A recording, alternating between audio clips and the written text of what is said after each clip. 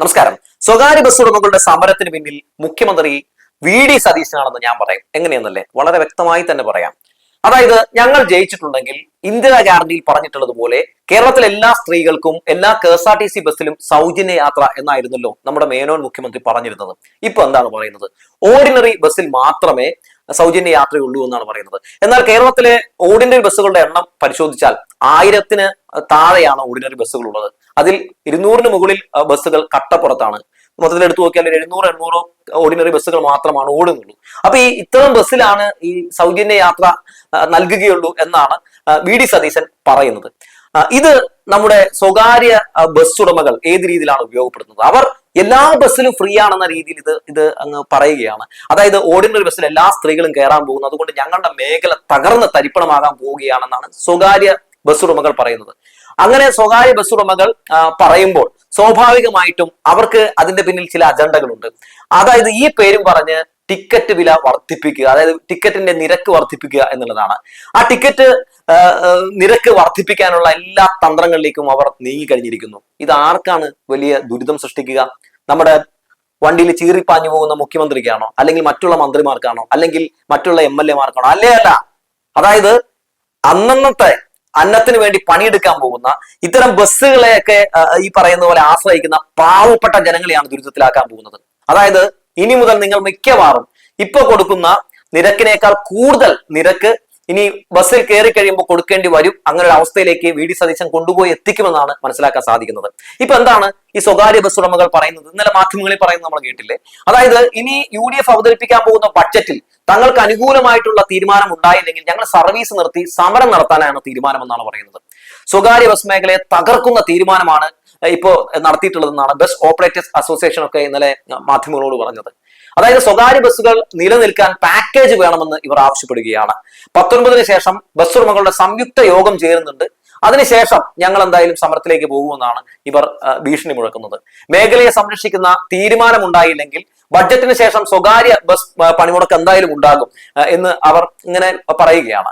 സർക്കാർ പറഞ്ഞ പൈസയ്ക്കാണ് സ്വകാര്യ ബസ്സുകൾ ഓടുന്നതെന്നും KSRTCക്ക് നൽകുന്ന ആനുകൂല്യങ്ങൾ സ്വകാര്യ ബസ് സർവീസിനും വേണമെന്നും മത്സ്യബന്ധനത്തിന് മണ്ണെണ്ണ സബ്സിഡി കൊടുക്കുന്നത് പോലെ ഇന്ധനത്തിൽ ഇളവ് വേണമെന്നും ഒക്കെയാണ് അവർ ആവശ്യപ്പെടുന്നത്.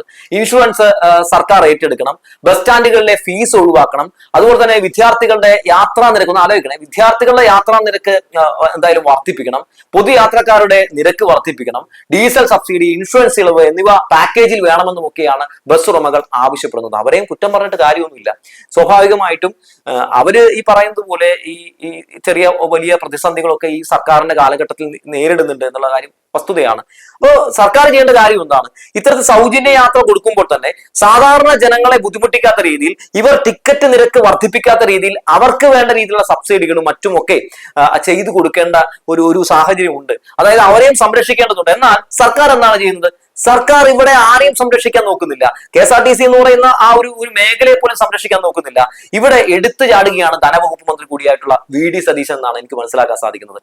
അതായത്, സ്വകാര്യ ബസ് ഉടമകളെ അവരുമായി ആദ്യം ഒരു ചർച്ച നടത്തി ഇങ്ങനെ ഒരു സംഭവം ഞങ്ങൾ നടത്തുന്നുണ്ടെന്നും അതുകൊണ്ട് നിങ്ങൾക്കുണ്ടാകുന്ന നഷ്ടം ഞങ്ങളുടെ ഈ രീതിയിലൊക്കെ ഞങ്ങൾ പരിഹരിക്കുമെന്നും സർക്കാർ ഈ രീതിയിലൊക്കെ നിങ്ങൾക്ക് പല രീതിയിലുള്ള സൗകര്യങ്ങൾ ഒരുക്കി തരുമെന്നും പക്ഷെ നിങ്ങൾ അതുകൊണ്ട് ഈ നിരക്കുകൾ വർദ്ധിപ്പിക്കരുത് എന്നുള്ള കാര്യം കൂടിയൊക്കെ പറയുകയാണ് വേണ്ടത്. എന്നാൽ ഇതൊന്നും ഇവിടെ നടന്നിട്ടില്ല എന്നത് മാത്രമല്ല, ബസ് ഉടമകളെ ചൊടിപ്പിച്ചിരിക്കുന്നു എന്നതാണ്.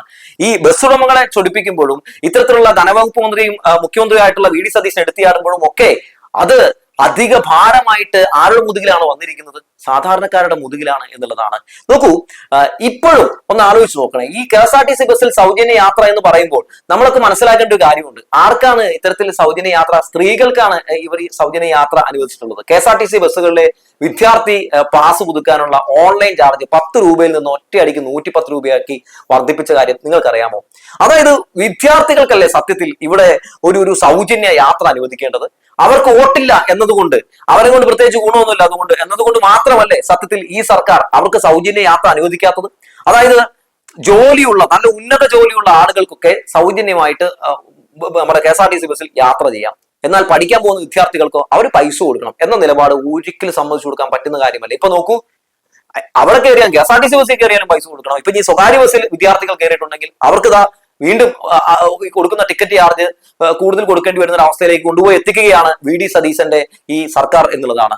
എന്തായാലും സ്വകാര്യ ബസ് ഉടമകളെ തെറ്റു പറയാൻ കഴിയില്ല. അവിടെ ആവശ്യവും ശരിക്കും പറഞ്ഞിട്ടുണ്ടെങ്കിൽ എന്താ പറയാ, അവിടെയും കുറെ ആളുകളൊക്കെ ജോലി ചെയ്യുന്നുണ്ടല്ലോ, അവരുടെയും ഉപജീവന മാർഗമാണല്ലോ. അതുകൊണ്ട് അവരുടെ ആവശ്യങ്ങളും അംഗീകരിച്ചു കൊടുക്കേണ്ട ആവശ്യങ്ങൾ തന്നെയാണ്. അങ്ങനെ അംഗീകരിച്ചു കൊടുക്കുമ്പോഴും പൊതുവെ അത് ജനങ്ങൾക്ക് ബുദ്ധിമുട്ടില്ലാത്ത രീതിയിൽ അത് പരിഹരിക്കാൻ കൂടി ഈ സർക്കാരിന് കഴിയണം. ഈ സർക്കാരിന് അതൊന്നും കഴിയുന്നില്ല എന്നുള്ളതാണ്. ഒരു പ്ലാനിങ്ങും ഇല്ലാത്ത, എങ്ങനെ ഒരു സംഭവം ഒരു പദ്ധതി നടപ്പിലാക്കുമ്പോൾ ആ പദ്ധതിയുമായിട്ട് ബന്ധപ്പെട്ടുണ്ടാകുന്ന അല്ലെങ്കിൽ ഉണ്ടാകാൻ പോകുന്ന പ്രതിസന്ധികൾ നേരിടണമെന്ന് പോലും അറിയാത്ത ഒരു സർക്കാരിനെയും മുഖ്യമന്ത്രിയും ധനവകുപ്പ് മന്ത്രിയും ഒക്കെ നമ്മൾ ആദ്യമായിട്ട് കാണുകയാണ്. വിസ്മയം തീർക്കും, ഞങ്ങൾ എന്തോ മല മറക്കൂ എന്നൊക്കെ പറഞ്ഞപ്പോൾ സത്യം പറഞ്ഞ ഇത്തരത്തിൽ ഞങ്ങളെയൊക്കെ ഞെട്ടിപ്പിക്കുന്നത് ഞങ്ങൾ കരുതിയില്ല കേട്ടോ. അമ്മാതിരി ലോക പരാജയമായിട്ട് മാറുന്ന ഒരു സർക്കാരിനെയാണ് വടശ്ശേരി ദാമോദര മേനോൻ സതീശൻ മുഖ്യമന്ത്രിയിലൂടെ നമ്മൾ കണ്ടുകൊണ്ടിരിക്കുന്നത് എന്നുള്ളതാണ്. നോക്കൂ, സ്വകാര്യ ബസ് ഉടമകൾ അവർ സമരം നടത്തുന്നു. അങ്ങനെ സമരം നടത്തുമ്പോൾ സ്വാഭാവികമായിട്ടും സാധാരണക്കാരായിട്ടുള്ള ജനങ്ങൾ എങ്ങനെയാണ് ജോലിക്ക് പോകും എന്ന് ആലോചിച്ച് നോക്കുക. ഇനിയിപ്പോ ഈ വില വർദ്ധിപ്പിക്കുമ്പോൾ, അല്ലെങ്കിൽ തന്നെ ഇവിടെ പെട്രോളിനും ഡീസലിനും വില വർധനവ്, അതിനെതിരെ മുഖ്യമന്ത്രി ഒന്നും മിണ്ടുന്നില്ല. പാചകവാതക വില വർധനവ്, അതിനെതിരെ മുഖ്യമന്ത്രി ഒന്നും മിണ്ടുന്നില്ല.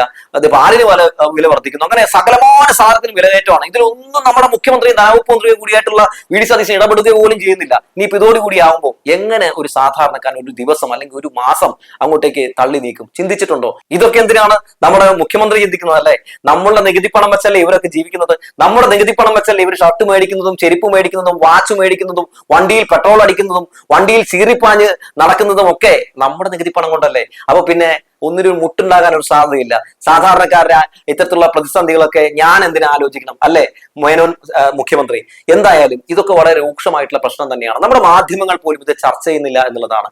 ഈ നമ്മുടെ മാധ്യമങ്ങൾ പോലും ഇതിന് നേരെ കണ്ണടയ്ക്കുന്നു എന്നുള്ളതാണ് നമുക്കിവിടെ കാണാൻ സാധിക്കുന്നത്. എന്തെങ്കിലുമൊക്കെ വിഷയങ്ങൾ വരുമ്പോൾ കുറെ AI സാധനങ്ങൾ പുറത്തു വിട്ടുകൊണ്ടോ അല്ലെങ്കിൽ കുറെ ഫോട്ടോഷൂട്ട് നടത്തി കുറെ നീലക്കുയിലുകളിലൂടെ പ്രചരിപ്പിച്ചുകൊണ്ടോ ഒന്നും ഇത്തരത്തിലുള്ള പ്രതിസന്ധികളെ മറികടക്കാൻ കഴിയില്ല. അങ്ങനെയൊക്കെ കുറെ പ്രചരിപ്പിച്ചിട്ടുണ്ടെങ്കിൽ സ്വാഭാവികമായിട്ടും മുഖ്യമന്ത്രി സിമ്പിൾ ആട്ടോ, സൂപ്പർ ആട്ടോ, ചിരിക്കണം മുഖ്യമന്ത്രി ആട്ടോ, പൂക്കിയാട്ടോ എന്നൊക്കെ ചില ആളുകൾ, ചില അടിമകൾ പറയുമായിരിക്കും. പക്ഷെ ഇതൊക്കെയാണ് സാധാരണക്കാർ ഇങ്ങനെ മൂക്കത്ത് വിരൽ വെച്ചിട്ട് ചോദിക്കുന്നത്, നിങ്ങളുടെ പോക്ക് ഇത് എങ്ങോട്ടേക്കാണ് എന്ന് തന്നെയാണ്.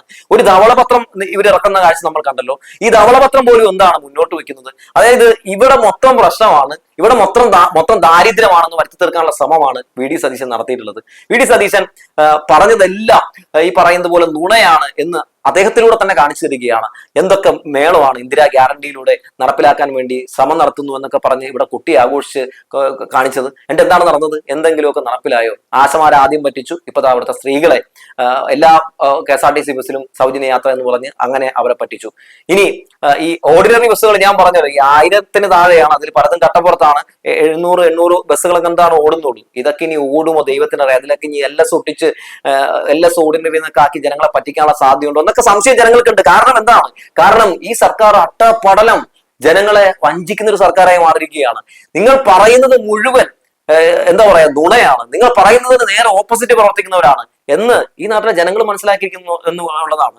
മോഡിഫിക്കേഷൻ ഞങ്ങളിപ്പോ വന്നു കഴിഞ്ഞിട്ടുണ്ടെങ്കിൽ സെറ്റായിട്ട് നിങ്ങൾക്ക് ചെയ്യാം എന്ന് പറഞ്ഞു, അതും പറ്റിച്ചു.